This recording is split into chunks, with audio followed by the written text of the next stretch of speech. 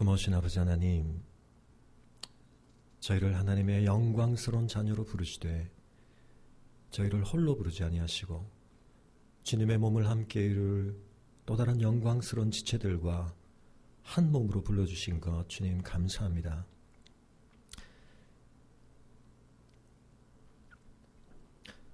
저희가 혼자였다면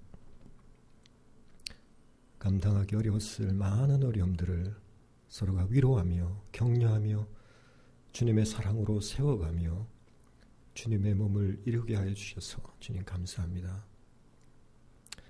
좋은 나무교회에 주님께서 귀한 성도들을 보내주셨는데 저희를 한 몸으로 부르신 주님의 뜻이 저희 한 사람 한 사람들 속에 아름답게 이루어지게 하여 주시옵소서.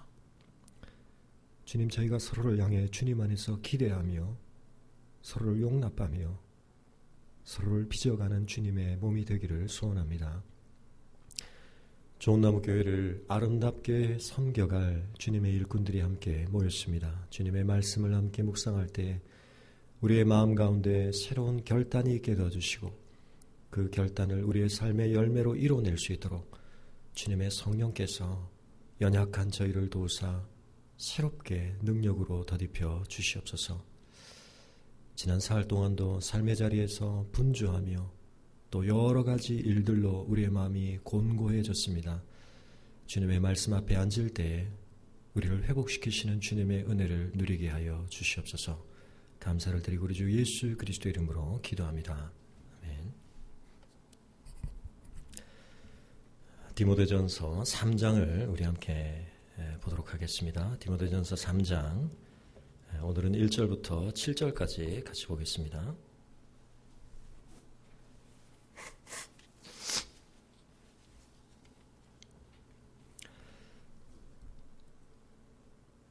디모데전서 3장 1절부터 7절까지 우리 한 목소리로 같이 읽겠습니다. 미쁘다 이 말이여, 곧 사람이 감독의 직분을 얻으려 함은 선한 일을 사모하는 것이라 함이로다. 그러므로 감독은 책망할 것이 없으며 한 아내의 남편이 되며 절제하며 신중하며 단정하며 나그네를 대접하며 가르치기를 잘하며 술을 즐기지 아니하며 구타하지 아니하며 오직 관용하며 다투지 아니하며 돈을 사랑하지 아니하며 자기 집을 잘 다스려 자녀들로 모든 공손함으로 복종하게 하는 자라야 할지며 사람이 자기 집을 다스릴 줄 알지 못하면 어찌 하나님의 교회를 돌보리요. 새로 입교한 자도 말지니 교만하여져서 마귀를 정죄하는 그 정죄에 빠질까 하며 또한 외인에게서도 선한 증거를 얻은 자라야 할지니 비방과 마귀의 올무에 빠질까 염려하라. 아멘. 지난주부터 이제 우리가 수요 예배 때 시편 묵상을 시작을 했었는데 이번 주와 다음 주는 좋은 나무 교회 우리가 새로운 직분을 우리가 함께 다시 한번 확인하기 위해서 사리 집사 세미나로 우리가 진행을 하기 때문에 잠시 시편을 또 접고 이번 주와 다음 주 동안에 디모데전서 3장을 우리가 같이 좀 묵상을 하려고 합니다. 교회를 세운다고 할 때 여러분에게는 어떤 그림이 떠오르실지 모르겠는데 교회를 세운다고 하는 것은 벽돌을 쌓거나 공간 속에 한 건물을 세우는 것이 아니라 사람을 세우는 것이라고 우리가 이해할 필요가 있습니다. 견고한 교회는 좋은 건물을 가진 교회가 아니라 견고한 그리스도인이 많은 교회라고 생각합니다. 바꾸어 말해서 교회가 약하다고 하는 것은 그 교회의 건물이나 재정의 상태가 열악하다는 것을 의미하는 것이기 전에 그리스도를 닮고 그리스도를 온전히 따르는 사람이 적거나 부재한 교회라고 말할 수 있을 것입니다. 하나님의 교회에서 사람이 너무나 중요합니다. 그래서 우리가 좋은 나무 교회를 주님 안에서 견고하고 건강한 교회로 세운다고 하는 것은 우리 가운데 있는 한 분 한 분들이 주님을 닮아 주님의 은혜 안에서 견고하고 건강해져 가는 것이라고 생각합니다. 여러분 건강하십니까? 우리 일기 뜰 모임을 하면서 우리가 몸 만들기, 몸 세우기를 했었는데 벌써 이제 한 달 반이 지나니까 이제 몸은 그만 만들고 계시는지 혹시 모르겠습니다만 끊임없이 몸도 열심히 만드시기 바랍니다. 그래서 나이가 들수록 이 근력을 많이 키워야 한다 그러더라고요. 그래서 제가 얼마 전에 또 건강검진을 우리 성도님들이 많이 걱정하시고 또 꼭 하라고 그러셔가지고 제가 공부 시작하고 한 5, 6년 사이에 건강검진을 못했었는데 한번 했습니다. 요즘에 건강검진에 뭘 이렇게 딱 잡고 서면 뭐 체지방이 얼마, 뭐 근육량이 얼마 이런 게 이제 쭉 나오지 않습니까? 네. 우리 몸 상태가 여실히 드러나게 됩니다. 근데 나이가 들수록 이렇게 근력을 키우는 것이 참 중요하다 그러더라고요. 네. 그래서 저도 근력 운동을 좀 합니다만, 근데 온전한 사람이 된다는 것은 우리 몸의 근력이 다 사실은 필요하죠. 근데 이제 특정 부위, 우리가 자주 쓰는 그 근력만을 키우는 것이 아니라 우리 온몸에 균형 잡힌 총체적인 근력을 키우는 것이 되어야 할 것입니다. 제가 여러분 팔굽혀펴기를 몇 번 정도 할 것으로 보이십니까?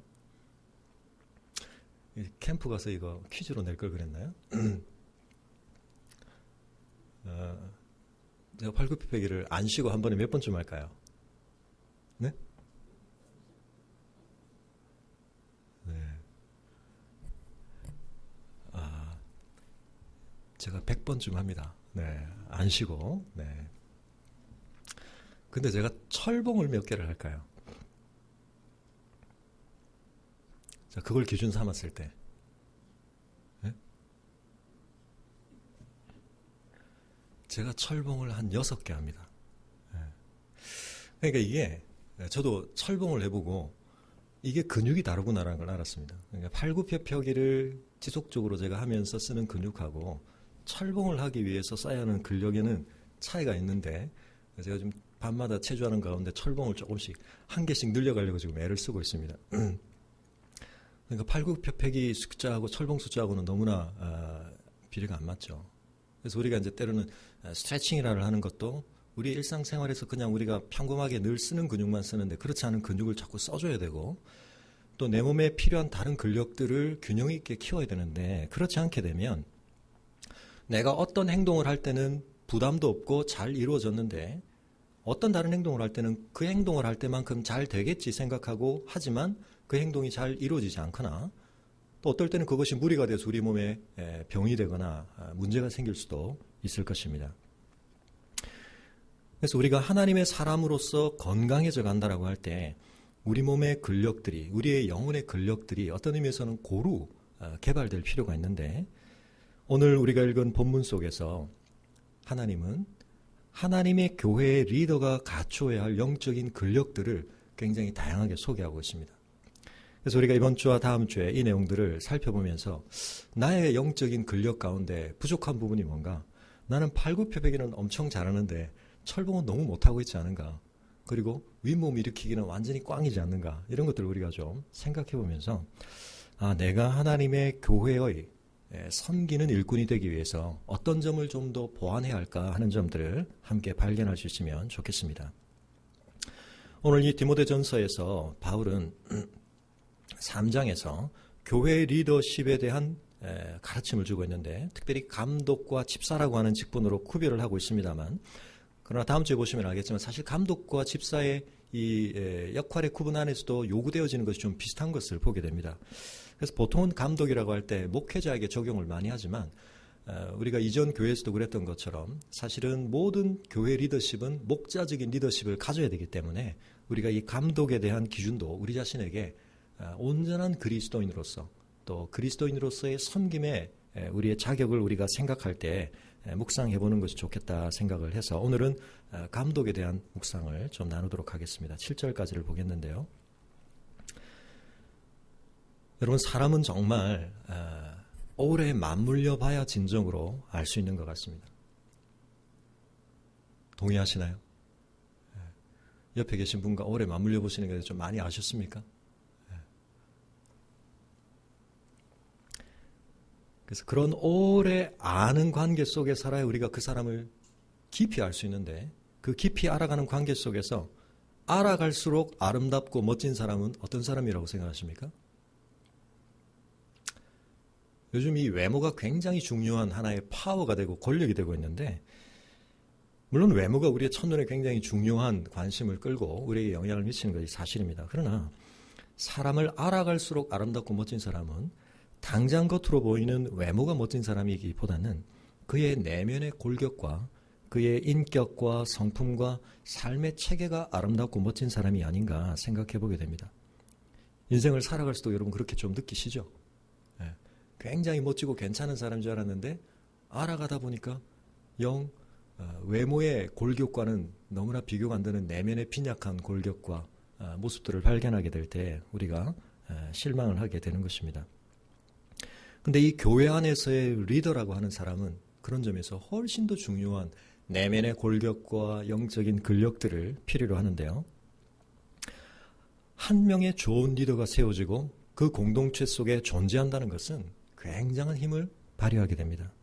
왜냐하면 그 한 사람이 엄청난 모델의 역할을 하며 다른 사람들에게 격려가 되어지며 또 다른 사람들이 그 사람과 같은 성장을 이루어갈 수 있는 중요한 지지자의 역할을 해주기 때문에 그렇습니다. 그래서 다른 사람들도 그와 같은 삶의 자리로 나아갈 수 있도록 돕는 것입니다. 오늘 우리가 교회를 위해서 섬긴다고 했을 때 우리가 재정적인 헌신도 하고 또 토요일날 와서 봉사도 하고 주방 봉사도 하고 또 육체 여러 가지 섬김들을 하지만 꼭 기억해 주실 것은 우리의 섬김의 1차적인 출발점은 우리의 내면으로부터 시작돼야 된다. 우리의 내면의 골격과 영적인 근력을 쌓는 것이 없는 상태에서 우리가 어떤 것들을 하다 보면 우리가 지치기도 하고 그것들은 오래 갈 수가 없는 것들인 것을 보게 됩니다. 예수님께서도 말씀하셨습니다. 잔과 대접의 겉은 깨끗이 하되 그 안에는 탐욕과 방탕으로 가득하게 하는도다. 너는 먼저 안을 깨끗이 하라. 그리하면 겉도 깨끗하리라. 예수님과 복음이 우리에게 말하는 가장 중요한 원리들은 항상 안으로부터 밖으로입니다. 그래서 우리가 바깥의 근력을 키우고 바깥의 분주한 활동들을 하는 것도 굉장히 중요하지만 교회를 섬긴다고 할 때 가장 중요한 섬김은 내가 주님이 원하시고 기뻐하시는 모습을 가진 사람이 되는 것, 그것이 가장 중요하다는 것을 우리가 생각했으면 좋겠습니다. 우리의 내면의 모습이 우리의 외적인 활동을 결정하게 될 것입니다. 그런데 문제는 우리가 우리 자신의 내면의 모습을 제대로 발견하지도 못하고 인정하지 못할 때가 참 많습니다. 왜냐하면 내가 나를 굉장히 잘 아는 것 같지만 그런 면도 분명히 있긴 한데 또 우리 안을 향하는 우리의 시선이 어떤 점에서 혼란을 일으키고 있냐면 되고 싶은 나하고 현재 그러한 나 사이의 괴리를 우리가 혼돈할 때가 많습니다. 우리가 다 괜찮은 사람이 되고 싶죠, 그죠? 그래서 우리가 우리 자신에 대한 바람이 있습니다. 근데 내가 늘 그러고 싶어하는 내 모습하고 지금 그러한 내 모습 사이에 괴리가 늘 있죠. 그래서 아내나 남편이 평가하는 내 모습과 그래서 나는 이러려고 하는 의도는 가지고 있는데 그러려고 했는데 뭐 이런 것들을 우리는 카운트하는데 밖에서 보는 사람은 가차없이 그걸 제외하고 나를 평가하기 때문에 이 평가의 대차대조표가 잘 맞지 않을 때가 있습니다. 그래서 우리가 그냥 집에서 평가받는 내 모습이 진짜 내 모습에 가깝다 이렇게 겸손하게 생각하시면 좋겠습니다. 그러나 내 옆에 있는 사람보다 훨씬 중요한 분은 우리 안에 계신 성령님 또 우리의 주님께서 나를 어떻게 바라보시나 그리고 주님께서 우리에게 제시하시는 기준의 거울에 비춰볼 때 우리가 어떤 모습인가 한번 볼 수 있기를 바랍니다. mit보다이 말이여 곧 사람이 감독의 직분을 우린 여기서 교회의 리더십이라고 일반적으로 생각하겠습니다. 교회에서의 섬김, 교회에서의 리더의 직분을 맡는 이 일에 대해서 바울은 그것은 선한 일을 사모하는 것이다 그렇게 말하고 있습니다. 사모할 만한 그것은 선한 일이다. 우리의 삶에서 선한 일들이 많이 있겠지만 참 중요하고도 선한 일 중에 하나는 주님의 몸된 교회를 내가 아름답게 섬겨보리라. 우리가 그 선한 열망과 사모함을 좀 품었으면 좋겠습니다. 여러분 그 열망을 가지고 오늘 이 자리에 오신 거죠? 내가 다른 귀한 일들을 통해서 내가 선한 일을 할 수도 있지만 주님의 몸을 섬기는 일을 내가 사모한다. 우리가 그런 마음으로 하나님 앞에 나왔으면 좋겠습니다. 그리고는 이제 여러 근력들에 대한 소개를 하고 있습니다. 감독은 책망할 것이 없으며 여기서부터 우리가 기가 완전히 질리죠. 교회 리더는 책망할 것이 없어야 한다. 그러나 이 말은 우리에게 도무지 아무런 흠이 없는 완전한 상태를 의미하는 것은 아닙니다. 이건 원래 공격을 받지 않는 이라고 하는 뜻을 가진, 그래서 어떤 그 격투기, 레슬링이나 권투 같은 격투기에서 공격하는 선수에게 자기 몸을 노출시키지 않는 그런 상태를 의미하는 것인데요. 다시 말해서 교회의 리더십이 신령한 권위를 행사할 수 있기 위해서는 그 사람의 그와 같은 권위의 발휘에 손상을 일으킬 만한 비행이나 잘못이 없어야 한다는 것을 의미합니다. 맨 마지막에서도 우리가 보겠지만 제일 첫 번째 것과 7절의 제일 마지막에도 외인에 대한 선한 증거의 이야기가 나오는데 이 평판에 대한 이야기가 나옵니다.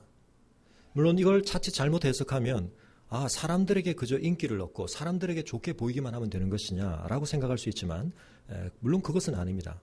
그러나 분명히 우리가 무시할 수 없는 것은 평판에 있어서 흠잡을 데가 없는 것, 눈에 띄는 행동이 책망할 것이 없는 그러한 사람이 되도록 우리가 애써야 한다고 말하고 있습니다. 왜냐하면 교회 리더들은 가장 중요하게 죄를 다루어 가야 하는데, 죄를 이기는 몸을 세워가야 하는데, 그러기 위해서 적어도 법률적으로 세상 앞에서 비난을 받을 만한 아무런 근거를 갖고 있지 않아야 한다는 것입니다. 우리 자신이 혹 상식적으로 생각했을 때 내 주변의 사람들로부터 책망받을 만한 것, 그게 누구의 기준이든지와 관계없이 우리가 그런 것들이 떠오른다고 한다면 우리는 적어도 그 이상의 삶을 요구받고 있다. 그래서 예수님께서 이 점에 있어서 너무나 잘못된 편향된 기준으로 사람들 앞에서만 자기의 삶을 빌딩하고 있었던 바리새인들 굉장히 책망을 하셨습니다. 외식하지 마라. 그러나 우리는 이제 정극단으로 갈 때가 많습니다. 외식을 하지 않는다는 것이 다른 사람을 전혀 의식하지 않는 게 아니죠. 예수님 뭐라고 말씀하셨습니까? 너희 의가 서기관과 바리새인들보다 어떻게 해야 된다고요?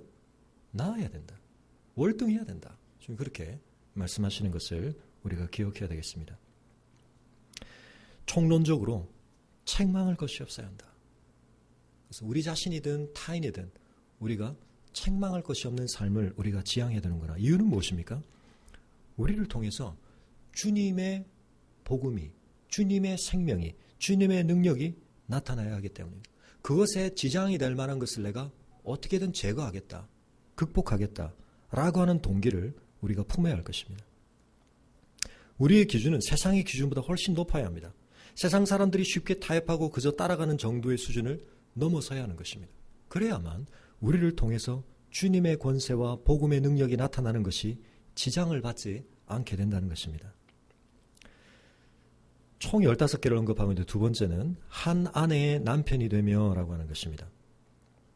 이 구절에 대해서 해석들이 굉장히 분분합니다. 크게 한 4가지 정도 있는데 그러면 그걸 우리가 지금 다 따질 필요는 없습니다만 적어도 대단히 중요한 것은 한 아내의 신실한 남편으로서의 역할을 감당해야 된다라고 하는 부분에 있어서 일부 다처제를 허용하지 않는 것일 뿐만 아니라 한 아내와의 관계에 있어서의 지속적인 신실한 연합과 친밀함의 관계가 대단히 중요한 교회의 리더의 자격으로 언급되고 있다는 것을 우리가 잘 기억해야 되겠습니다.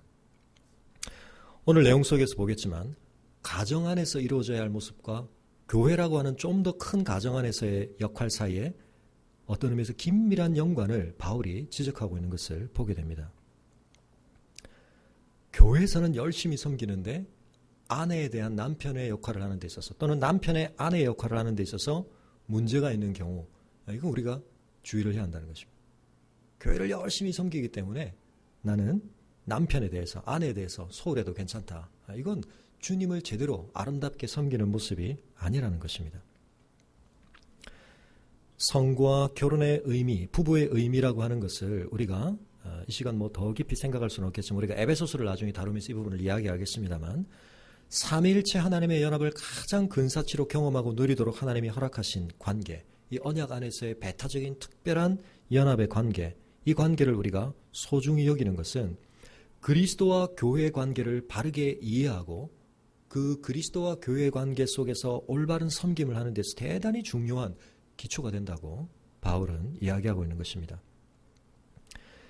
깊이 있는 관계, 지속적인 신실함과 친밀함을 나눌 수 있는 관계를 감당할 수 있다는 것은 그 사람의 대단히 깊은 인격적인 성숙을 보여주는 것입니다.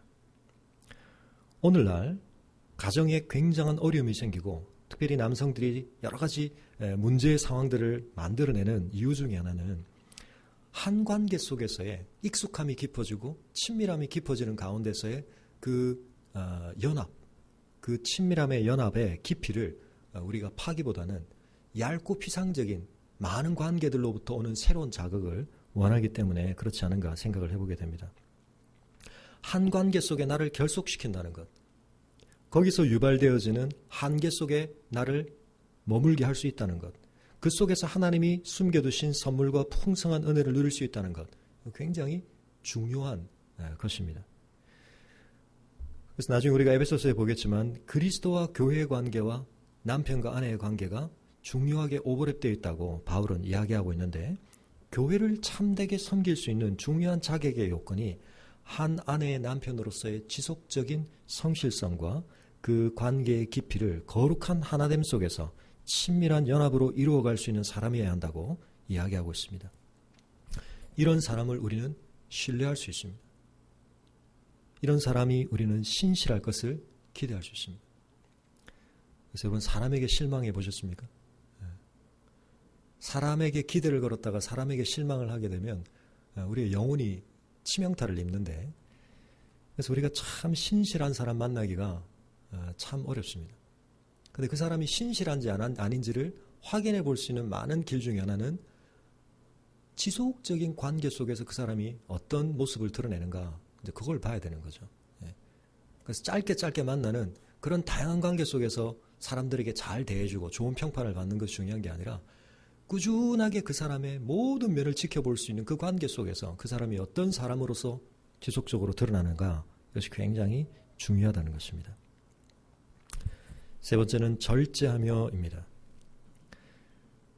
이것은 맑은 정신, 냉정한 판단을 의미하는 이 단어에서 파생이 되었는데, 우리가 잘 알고 있는 것처럼 이 절제라는 말의 영어 번역은 self-control입니다. 스스로를 통제한다고 하는 것인데, 우리가 극단적으로 치우치지 않고 균형을 유지하는 그런 모습을 의미합니다. 그런데 우리가 기억할 것은 여기서 이제부터 언급되기 시작하는 어떤 덕목들이 그 사람이 타고난 자질이거나 그 사람의 어떤 생리적인 기질을 말하고 있지 않다는 것을 우리가 기억하는 것이 대단히 중요합니다. 그래서 실제로 성경에서는 절제를 어디에 포함시킵니까? 성령의 열매에 포함을 시키죠. 그래서 셀프 컨트롤은 사실은 홀리 스피릿 컨트롤 상태에 들어가야 우리에게 구현되는 것입니다. 절제 반대편을 사실은 우리가 생각할 때 왜 사람들이 절제하지 못하는가? 여러분, 왜 절제하지 못한다고 생각하십니까? 절제를 열매로 드러나는 데 있어서 문제를 일으키는 뿌리에 뭐가 있다고 생각하십니까? 뭐 여러 가지 원인이 있을 수 있겠지만 거기에 결핍이 있습니다. 사람들이 중독을 빠지게 되고 이 통제를 못하게 되고 이런 것들 속에는 심각한 결핍이 거기 사실은 자리 잡고 있다고 볼 수 있습니다. 뭐 한 가지 이유는 아니겠습니다만 우리가 깊이 결핍된 것에 대해서 조절하기가 굉장히 어렵습니다. 그런데 우리가 성령으로 충만해지게 되면 그 점에 있어서 우리가 컨트롤이 되기 시작합니다. 그래서 우리가 절제하지 못하는 굉장히 깊은 뿌리에 결핍이 있다는 사실을 알 필요가 있습니다. 그래서 우리가 그걸 막 체험받고 싶은데 이걸 채워도 채워지지가 않습니다. 그래서 옛날에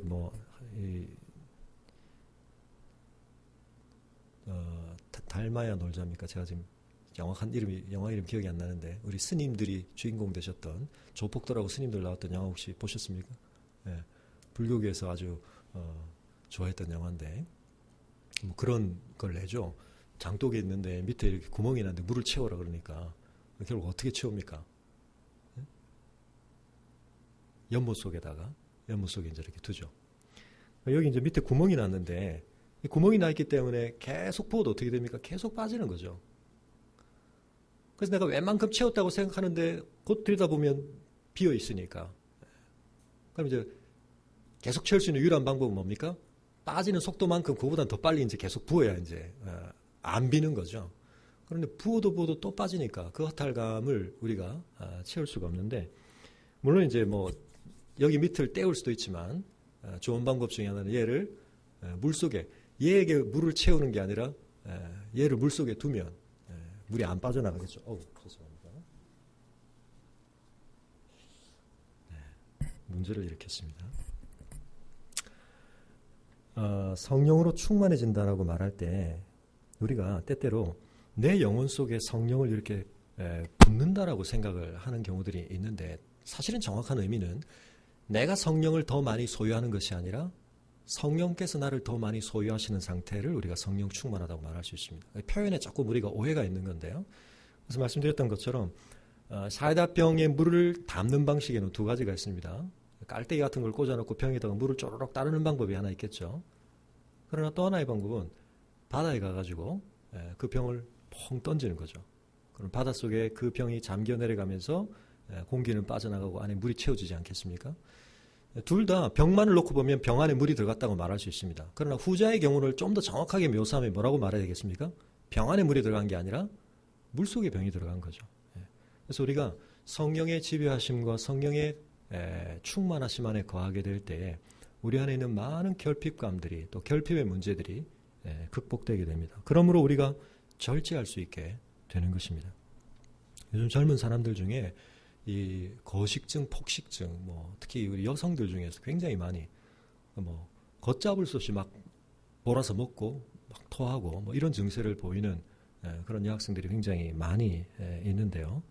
저도 그런 문제를 가진 사람들을 또 상담도 하고 같이 씨름도 해본 적이 있습니다만, 그 내면에 굉장히 깊은 자기 존재감에 대해서라든지 여러 가지 측면의 결핍감들이 많이 있는 것을 보게 됩니다.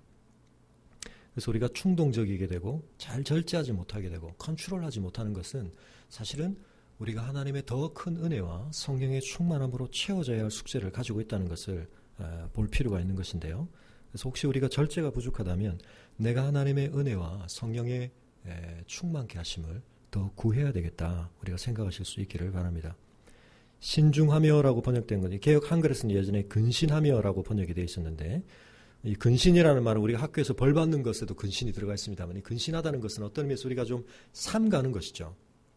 사실은 절제한다는 것과 크게 다르지 않습니다. 우리 내면의 상태 속에 우리 자신에 대해서 어떤 영적인 긴장 상태를 좀 가지는 것이라고 말할 수 있겠습니다. 그래서 여러분, 생명력이 우리에게 충만할 때 굉장히 중요한 특징 중에 하나는 우리가 긴장을 잘 유지할 수 있다는 것입니다. 물론 긴장이 과도한 것은 문제가 됩니다. 우리 심리적으로도 그렇고 우리가 과각성 상태를 너무 유지하는 것은 해롭지만, 그러나 적정한 정도의 긴장을 유지하는 것은 굉장히 중요합니다. 우리 피부도 그렇지 않습니까? 전에도 한번 말씀드렸는데, 나이가 들면 이 피부가 뭘 잃습니까? 탄력을 잃죠. 긴장을 잃습니다. 그래서 이제 쿡 누르면 그냥 훅 들어가 있는데, 젊은 피부는 탄력을 가지고 있죠. 활 시위를 이렇게 탁 당겼을 때, 이제 올림픽이 다가왔습니다만, 한국의 양궁, 우리가 이제 숨죽이며 골드를 쏠 걸 우리가 이제 기대하게 될 텐데, 그 순간 정지 상태에 있는 것처럼 보이지만 팽팽한 긴장 속에 사실은 있죠. 굉장한 사실은 에너지를 쓰는 것입니다. 그러니까 긴장을 유지할 수 있다는 것은 굉장히 중요한 생명력을 보여주는 것인데, 우리가 영적으로 너무 느슨해지지 않고 근신하는 상태를 가질 수 있는 것, 이것은 굉장히 중요한 것입니다. 베드로는 그래서 근신하라 깨어라, 너희 대적 마귀가 우는 사자같이 두루다니며 삼킬 자를 찾는다. 우리가 영적으로 적절하게 각성되어 있는 상태를 유지하는 것, 그건 굉장히 중요하다는 것입니다. 그래서 영적으로 성숙한 사람은 근신할 수 있는 사람, 누군가에게 벌받거나 누군가의 압력 때문이 아니라 자기 스스로를 영적으로 긴장시킬 수 있고 적절한 긴장감을 유지할 수 있는 사람, 그런 모습을 우리가 생각해 봐야 되겠습니다.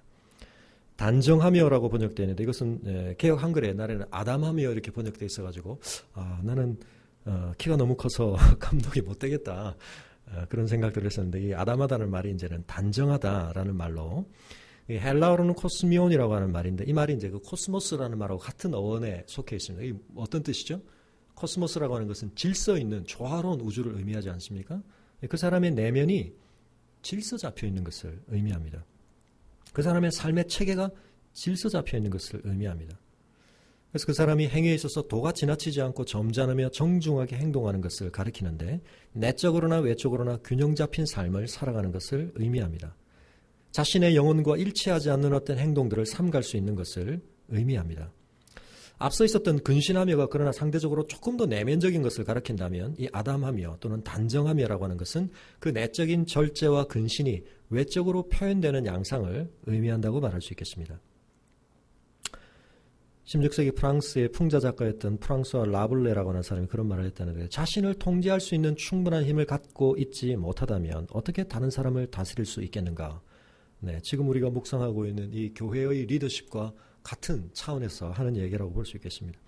그래서 우리 자신을 우리가 절제해야 되고 셀프 컨트롤해야 되고 우리의 결핍감을 극복하고 우리가 통제할 수 있어야 되고 충동적인 것을 절제할 수 있어야 되고 우리가 영적인 긴장감을 유지할 줄 아는 근신하며 신중할 줄 알아야 되고 그것을 우리의 삶의 모습들 속에 반영시키며 우리가 단정하게 행할 수 있어야 한다는 것입니다. 그 다음은 나그네를 대접하며입니다. 나그네를 대접한다는 것이 오늘 문화에서는 조금 생소할 수 있지만 1세기 당시에는 여행을 하던 그리스도인들이 이교적인 분위기에 쌓여있는 여관을 피하여서 그리스도인들의 집에 머무는 그런 일들이 많았다고 합니다. 그래서 그리스도인들의 가정을 찾아다니며 유숙할 곳을 찾았는데 그런 사람들을 환대하며 받아들일 수 있는 사람. 자, 그러려면 뭐가 되어 있어야 될까요? 물론 이제 집 청소가 잘 되어 있어야 되겠지만 마음이 여유가 있어야 되겠죠. 그죠? 누군가에게 자기 삶의 공간을 내어줄 수 있다는 것은 굉장한 여유를 의미하는 것입니다. 그래서 나의 사생활, 나의 사적인 공간, 우리 모두가 사실은 방해받고 싶지 않고 뭔가 이질적이고 낯선 것이 우리의 삶에 들어올 때 우리가 굉장히 그걸 불편해할 수밖에 없습니다. 그런데 우리가 나그네를 대접할 수 있다는 것은 그 점에 있어서 사실은 앞에 있는 것들이 어떤 의미에서는 갖춰져 있어야 되는 거죠. 자기 자신에 대해서 단정하며 뭔가 자신을 잘 통제할 수 있을 뿐만 아니라 근데 이것이 자칫 잘못하면 인색함하고 연결될 수 있어요. 자기는 잘 관리하는데 자기 관리로 끝이고 그렇게 돼서는 안 된다는 거예요. 성경에서 우리가 자기를 깊이 이해하고 자기를 잘 다스릴 수 있는 것은 지향성을 가지고 목적을 가지고 하는 것입니다. 뭘 위해서요? 다른 사람을 섬기기 위해서, 다른 사람을 사랑하기 위해서. 내가 나를 잘 통제한다고 해서 나는 너희들하고 다르게 나는 내 삶을 잘 컨트롤해 천상천하 유아독존하라는 게 아니라 그 준비를 통하여 다른 사람을 잘 섬기는 사람이 되라고 하는 것입니다. 그래서 다른 사람에게 내 뭔가를 허용할 수 있고 내어줄 수 있는 그런 여유를 우리가 가질 수 있어야 할 것입니다. 가르치기를 잘하며 라고 말하고 있습니다. 이건 어떤 수다스럽게 달변으로 이야기한다 이런 것들이 중요한 게 아니라 하나님의 말씀을 삶에 적용시켜 영적으로 가르칠 수 있는 능력을 말하고 있습니다. 기독교 리더십의 가장 중요한 독특한 점 중에 하나는 하나님의 말씀이 그 안에서 갖는 영향력과 중요성을 강조한다고 하는 것입니다. 그래서 그것이 어떤 역할이든지 간에 한편은 우리가 진리를 분명하게 깨닫고 그 진리가 우리 안에서 역사하는 그런 사람들이 되어야 할 것입니다. 그런 점에서 우리가 주일학교의 교사로서만 가르치는 것이 아니죠. 물론 그런 가르침도 굉장히 중요합니다. 말씀을 설명할 수 있고 복음을 가르치는 것도 중요하지만 교회 리더들은 원하든 원하지 않든 자기가 의식하든 의식하지 않든 누군가에게 가르치는 역할을 하고 있다는 것을 늘 기억할 필요가 있습니다. 우리가 이걸 참 의식할 필요가 있거든요. 그래서 새로운 사람은 어쩔 수 없이 앞에 있는 사람들이 어떻게 하나를 보고 모델 삼아 이그젬플러 삼아 배웁니다. 그래서 나는 가르칠 의도도 없고 나는 가르칠 자격도 없다고 생각했지만 그건 변명의 여지가 없습니다. 그래서 우리가 어떻게 하고 있느냐라고 하는 것은 그대로 전수되어지고 가르쳐지는 것이다 생각을 하며 우리가 더 구별된 의미에서 언어적으로 복음을 설명하고 가르치는 일들도 중요하겠지만 내 삶이 총체적으로 가르침의 자리에 있을 수밖에 없다. 우리가 리더가 된다는 것, 누군가의 앞에 선다는 것, 섬긴다는 것은 우리가 그렇하다는 것을 받아들여야 한다는 점을 기억해야 할 것입니다. 그 다음은 술을 즐기지 아니하며입니다. 사실은 앞에서 절제하며라는 걸 이야기했기 때문에 총체적으로 그 안에 포함되는 내용일 텐데도 불구하고 이것을 끄집어내어서 따로 언급했다는 것은 그 시대 문화 안에서 이것이 굉장히 중요했던 것을 우리가 기억할 필요가 있습니다. 물론 여기서 분명히 절대적인 금주를 말하고 있는 것은 아닙니다. 그 당시 문화 자체가 그럴 수는 없었죠. 이 포도주라고 하는 것이 이 지역에서는 굉장히 중요한 일용적인 어떤 음료였기 때문에. 그러나 적어도 술을 즐기는 것은 피해야 한다라고 하는 것입니다. 술 곁에 오래 앉아있는 사람을 뜻합니다. 이 단어는. 그래서 교회의 리더는 무절제하게 술을 즐기며 술을 통해서 마음의 안위와 쾌락을 누리는 것에 대해서 스스로를 절제할 줄 알아야 하는 것입니다. 술이라고 하는 것은 진정제 역할도 하고 흥분제 역할도 하는데 우리가 자칫 이 술을 내가 컨트롤한다고 생각하지만 많은 분들이 아시는 것처럼 결국은 술이 우리를 컨트롤하게 되는 상태를 구별하기가 참 어렵습니다. 그리고 또 하나는 우리 한국 교회 안에서는 전통적으로 초기 복음을 전했던 선교사들이 이 술과 담배를 굉장히 중요한 그리스도인의 외적 표지인 것처럼 못 박아 버렸기 때문에 원하든 원하지 않든 우리가 이 기준에서 그렇게 자유롭게 사실은 하기가 참 어렵습니다. 안 믿는 사람도 뭐 잘은 모르지만 뭐 믿는 사람은 술 안 먹는 거 아니야 이렇게 이제 생각을 하는데 굳이 우리가 그렇지만 나는 복음 안에서 굉장히 자유하기 때문에 또 잘 컨트롤할 수 있기 때문에 나는 그리스도인의 담대한 자유를 보여줄게. 그러면서 너무 술을 그렇게 즐기실 필요는 없다고 생각을 합니다. 그런 점에서 할 수 있는 한 우리가 절제하는 모습을 갖는 것이 중요하고 또 우리 한국의 이 술 문화가 이 어두운 밤 문화들하고 너무나 긴밀하게 연결되어 있기 때문에 어느 선에서 내가 이걸 끊을 건가 이게 참 청년들의 경우에는 어려운 숙제인 경우가 많기 때문에 할 수 있는 한 처음부터 자기 자신을 컨트롤하는 법을 가르쳐야 할 것이고 그런 점에서 교회의 리더십이 된 우리가 혹시 술을 여전히 많이 즐기고 계시다면 우리가 나중에 에베소서에서도 보겠지만 성령의 더 큰 충만함을 통해서 술이 제공해주는 어떤 전환 또 우리의 기분의 전환 우리의 마음의 전환 이런 것들이 분명히 또 의미 있는 작용을 하기도 하지만 우리가 그것들을 다른 것들로 좀 변화시켜보려는 씨름들을 하실 수 있기를 바랍니다. 구타하지 아니하며 성질이 너무나 급하거나 폭력을 즐겨 쓰는 행위만을 의미하는 것이 아니라 자기 주장을 지나치게 일삼는 또는 그 과정에서 동원되어지는 언어적인 폭력까지를 의미한다고 말할 수 있습니다. 우리가 물리적으로 사람을 때리는 것만 때리는 건 아니죠. 구타를 한다는 건 결국 자기 주장을 강력하게 외적으로 표현하는 것인데 우리가 그런 점에 있어서는 사실은 많은 경우에 있어서는 물리적인 충돌까지 가는 관계는 그렇게 쉽지 않습니다만 우리의 언어를 통해서 우리의 표현을 통해서 우리가 타인을 배려하지 않고 우리의 주장을 과도하게 하는 것 우리가 절제할 줄 알아야 한다는 것입니다. 오직 관용하며 정확하게 우리가 번역하기는 좀 힘든 단어이지만 호의적이고 친절하고 또 참을성 있고 동정심이 많고 관대하고 다정한 이런 의미를 갖는 것입니다. 그래서 친절한 분별력을 가지는 것이다. 그렇게 말할 수 있겠는데 성경의 가르침, 하나님의 뜻과 배치되지 않는 것이라면 우리가 어떤 손해나 아픔이라도 좀 감수할 수 있는 마음 그것을 의미한다고 말할 수 있겠습니다. 교회 안에서도 우리가 다른 사람을 섬기려고 할 때 이 관용의 마음이 얼마나 중요한지 모릅니다. 관용해야 할 때가 참 많습니다. 내 기준으로 보면 너무나 미흡하고 참아줄 수 없고 봐줄 수 없는 그런 모습들이지만 하나님의 은혜 안에서 우리가 관용함으로써 격려해줘야 하고 보듬어줘야 하고 그럴 때가 참 많습니다. 우리가 때때로는 일이 잘 되도록 하기 위해서 딱 부러진 기준을 제시한다든지 또 때로는 따끔한 충고를 한다든지 그런 것들이 필요할 때가 있습니다. 그러나 그러한 것들 속에 우리가 관용이 빠지지 않도록 내가 관용하는 사람으로서의 모습을 잃어버리지 않도록 주의할 필요가 있다는 것입니다. 다투지 아니하며 이것은 관용과 통한다고도 볼 수 있겠는데요. 자기 주장만 내세우지 않고 타인의 의견을 수렴할 수 있는 자세를 갖춰야 우리가 다투지 않게 될 것입니다. 왜 다투게 됩니까? 내 주장이 옳다는 걸 우리가 강력하게 말하고 싶은 것이죠. 그래서 우리가 다툼으로 발전하기 전에 수용적인 태도, 타인의 의견을 수렴할 수 있는 마음을 가진다면 우리가 많은 논쟁을 할 수도 있고 의견의 교환을 주고받을 수 있지만 이것이 다툼으로까지 가지는 않을 것입니다. 그래서 타인의 의견을 수렴할 수 있는 우리의 내적 수용력이 얼마인가 하는 것을 우리가 생각해 볼 필요가 있습니다. 근데 관용한다든지 다투지 않는 이와 같은 우리의 면들 또한 앞서 말씀드린 것처럼 그냥 성품적으로 갈등을 워낙 피하는 걸 좋아하기 때문에 불편한 걸 싫어하기 때문에 그냥 참고 말지 이런 것들이 아니라 이건 우리가 하나님께로부터 경험한 바 은혜가 우리 안에서 빚어내는 열매입니다. 하나님 나를 얼마나 관용하셨나, 하나님이 나를 얼마나 깊이 용납하셨나.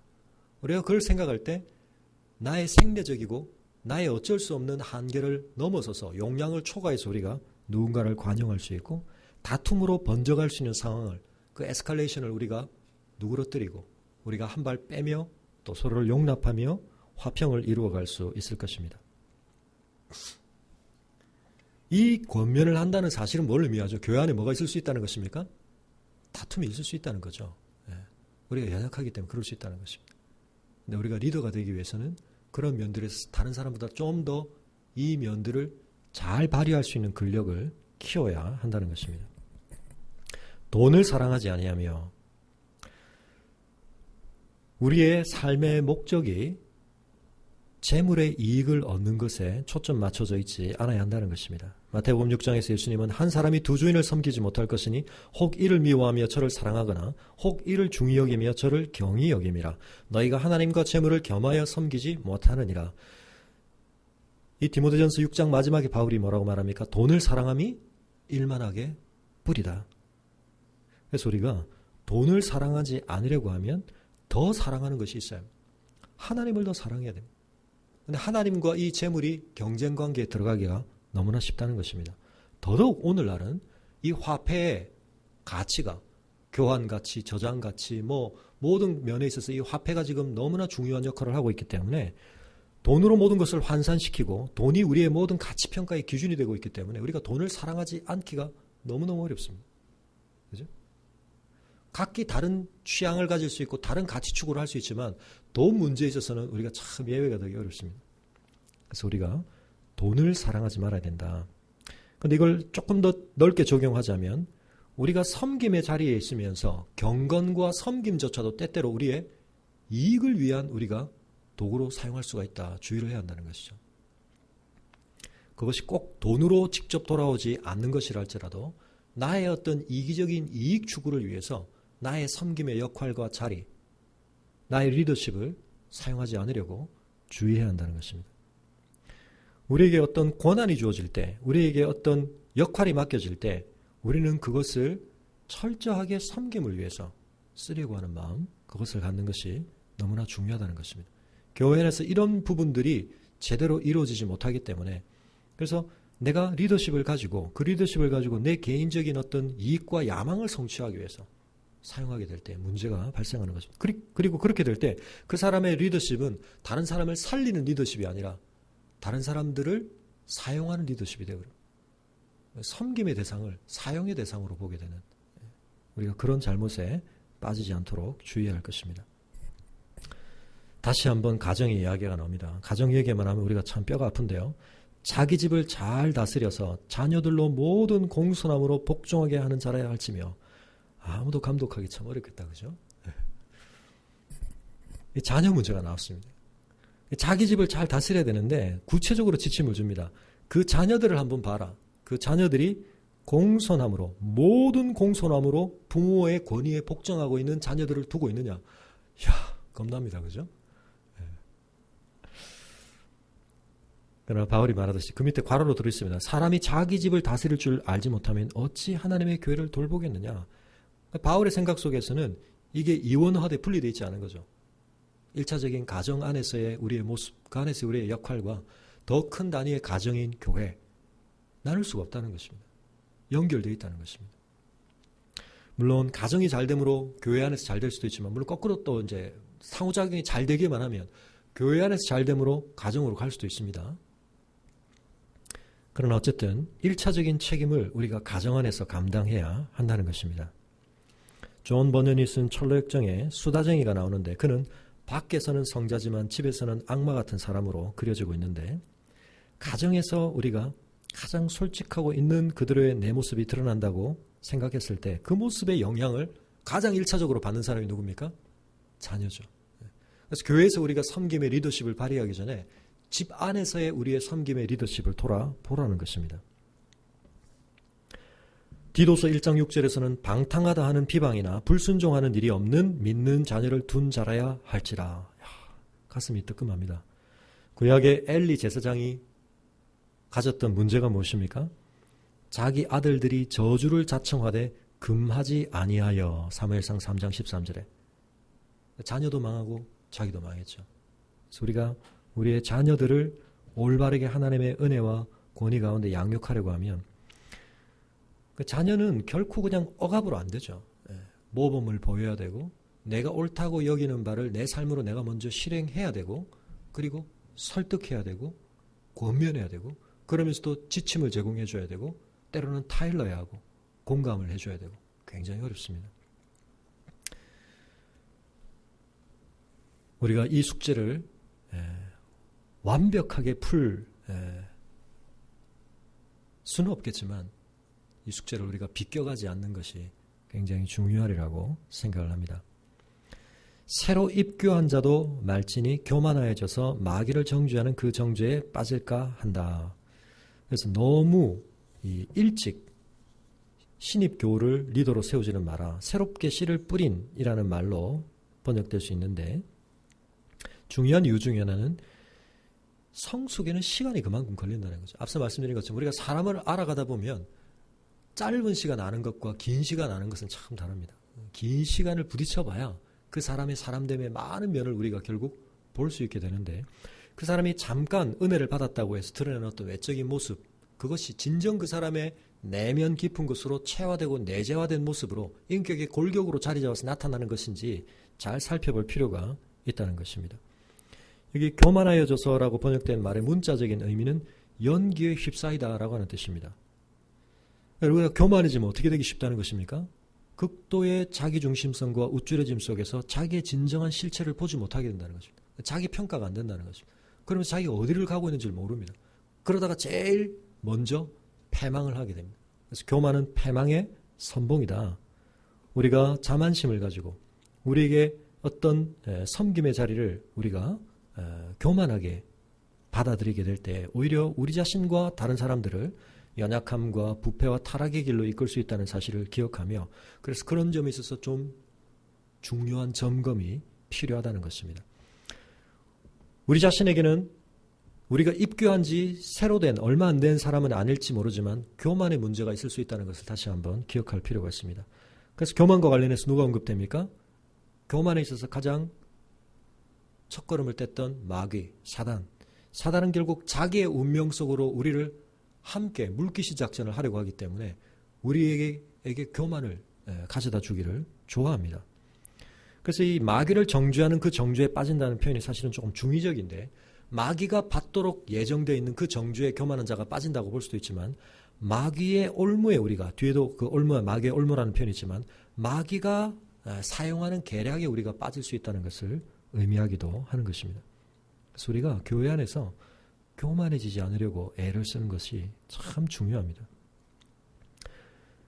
외인에게서도 선한 증거를 얻은 자라야 한다. 다시 한번 돌아오지만 이 모든 것들이 수미상관적으로 다시 한번 정리될 때 나 개인의 내면 안에서만 또는 우리 가정 안에서만 우리 교회 안에끼리에서만이 아니라 어디였어요? 일반적인 평판에 의해서 외부의 사람들에 대해서조차도 선한 증거를 가져야 된다. 왜 그렇습니까? 우리가 세상의 복음을 드러내야 하기 때문에 그렇습니다. 우리의 삶이 그 사람들과 복음의 다리로 연결되어 있기 때문에 그런 것입니다. 그래서 우리가 비방과 마귀의 올무에 빠지지 않으려면 우리가 우리의 삶의 외적인 현실에 있어서도 외부인들로부터도 선한 증거를 얻는 삶을 힘써야 되겠다는 사실을 우리가 기억하며 주님의 말씀처럼 우리가 바리새인처럼 외식해서도 안 되지만 그러나 외식의 극단적인 반대로 나는 다른 사람이 나를 뭐라고 평가하든지 나는 상관 안 해. 이게 아니라 그 사람들의 기준을 오히려 넘어설 수 있도록 우리 내면 안에서 율법을 더 놀랍게 성취하는 우리의 씨름들이 필요하다는 것을 말씀하고 있는 것입니다. 오늘 우리가 하나님의 교회 리더로 세움받는 사람에게 기대되어지는 요구되어지는 영적 근력 15개를 살펴봤습니다. 보다 보니까 여러분은 어느 근력이 좀 잘 발달되어 있으시고 어느 근력이 좀 모자라십니까? 그러나 여기에 언급된 것 말고도 우리가 생각해 볼 만한 것들은 많이 있습니다. 중요한 것은 우리가 말씀의 거울 앞에 나를 끊임없이 비추어 보며 그 말씀 앞에서 내가 겸손하게 하나님의 은혜를 덧입어 이러한 사람들이 되어갈 것을 끊임없이 기대도 하고 또 간구하고 사모하며 우리 자신을 세워가야 할 것입니다. 섬김의 역할과 이 섬김의 자리가 사모할 만한 선한 일인데 이 일을 우리가 제대로 감당하기 위해서는 다른 무엇보다 우리 안으로부터 빌딩이 시작되어야 됩니다. 우리가 그 하나님의 은혜가 우리 안에서 이러한 모습들을 빚어내기를 다시 한번 소망하며 또 결단하실 수 있기를 바랍니다. 그리고 우리 좋은 나무 교회 안에 이런 분들이 좀 많아짐으로써 우리 교회가 견고하고 건강한 교회가 되면 좋겠습니다. 누구든지 자연스럽게 이런 모습으로 자라갈 수 있도록 우리 교회에 앞서 세우시는 분들이 이와 같은 모습들을 뿜어내실 수 있는 그런 귀한 섬김의 일꾼들이 되어주시면 좋겠습니다. 우리 다시 한번 우리 옆에 있는 분들과 함께 우리 격려 인사를 나누겠습니다. 아까 우리 했던 인사 못하신 분들이 계시니까 우리 옆에 있는 분 다시 한번 인사하겠습니다. 옆에 분 바라보시고요. 네, 째려보지 마시고요. 네, 주님께서 당신에게 기대하십니다. 네, 그래서 저도 당신께 기대합니다. 네, 한마디 더 하겠습니다. 네, 저에게 기대해 주세요. 이렇게. 네. 기대해 주세요. 기도해 주세요. 네, 기대하면서 기도해 주시고 우리가 이제 이번 주 캠프를 가게 됩니다. 캠프에 가서 우리가 아까 불렀던 우리 기대라는 찬양 서로를 향해서 우리가 기대하는 마음을 갖는 것 참 중요합니다. 우리가 더 지내고 알아가다 보면 실망하는 모습 또 연약한 모습 많이 발견하지만 그 모습만큼 내가 기도로 채워져야 될 모습이다. 우리가 그렇게 생각하며 우리가 서로 기대하고 서로를 위해 기도하는 우리 좋은 나무 교회가 됐으면 좋겠고 우리 좋은 나무 교회 섬김의 일꾼들은 디모데전서 3장 1절부터 7절에 있는 이 감독의 모습을 능가하는 영적 근력들을 갖추시는 귀한 섬김의 일꾼들이 되어주시기를 주님의 이름으로 축원합니다. 우리 잠시 기도하겠습니다. 하나님, 우리가 하나님 안에서 진정한 진리를 알고 은혜를 누림으로 우리의 영혼이 더욱더욱 주님을 닮아가며 주님의 교회를 아름답게 섬기기 위해 필요한 이 모든 영적 근력들을 우리 안에 회복하고 또 누려갈 수 있도록 인도해 주시옵소서. 또 우리 옆에 있는 우리의 동력자들을 이런 사람들로 하나님 세워 주시옵소서. 우리 잠시 같이 기도하겠습니다.